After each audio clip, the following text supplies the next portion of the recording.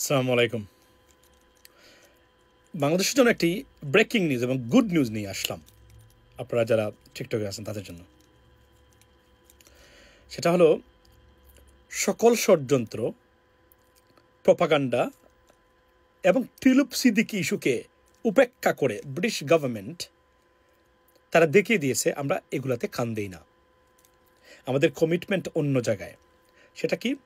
যুক্তরাজ্য বাংলাদেশকে, এই যে ছবিটা দেখতে পাচ্ছেন, ডক্টর মোহাম্মদ ইউনূস এবং বাংলাদেশে নিযুক্ত ব্রিটিশ হাইকমিশনার সারা কুক আজকে আলোচনা করেছেন এবং উনি বলছেন যে যুক্তরাজ্য বাংলাদেশকে 2029 সাল পর্যন্ত শুল্কমুক্ত পণ্যের প্রবেশাধিকার দিবে ব্রিটেনের মার্কেটে। What a news, what a good news.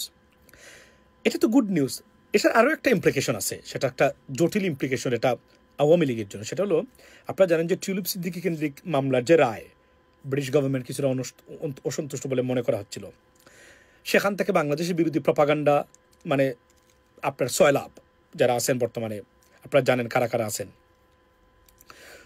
কোনো কিছু যে কাজ করেনি তার একটা সুস্পষ্ট প্রমাণ হলো যুক্তরাজ্যের এই ঐতিহাসিক সিদ্ধান্ত বাংলাদেশের ক্ষেত্রে। আওয়ামী লীগের যারা প্রপাগান্ডিস্ট আছেন আর টিউলিপ সিদ্দিকি কেন্দ্রিক যারা মনে করেন যে সব কিছু তছনছ হয়ে গেছে, তাদের উদ্দেশ্যেই আমার একটি বক্তব্য, এলাস আই এম আনডান, অর্থাৎ হায় আমি এখন কী করব, এটাই আপনাদের বক্তব্য হওয়া উচিত। কারণ এটা যে কাজ করে নাই তার একটা সুস্পষ্ট উদাহরণ হলো এই রিমার্কেবল সিদ্ধান্তটা। এই দেখেন আপনি, এটা পত্রিকাটা, মানে এই খবরটা 2029 সাল পর্যন্ত। শুধু তাই নয়, 29 সালের পরে যখন এটা এক্সপায়ার হবে তখনও 80-90% শুল্কমুক্ত সুবিধা পাবে বাংলাদেশি পণ্যরা। What else you need from the UK government? Think about that. So এটার একটা শানে নজুল বা কনসিকুয়েন্স হলো আওয়ামী লীগের জন্য একটা দুশ্চিন্তার কারণ।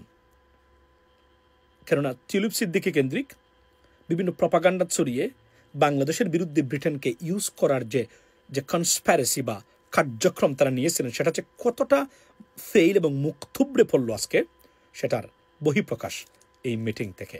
Well done British government, well done British high commissioner to Bangladesh Sarah Cooke. Have a blessed day. আসসালামু আলাইকুম।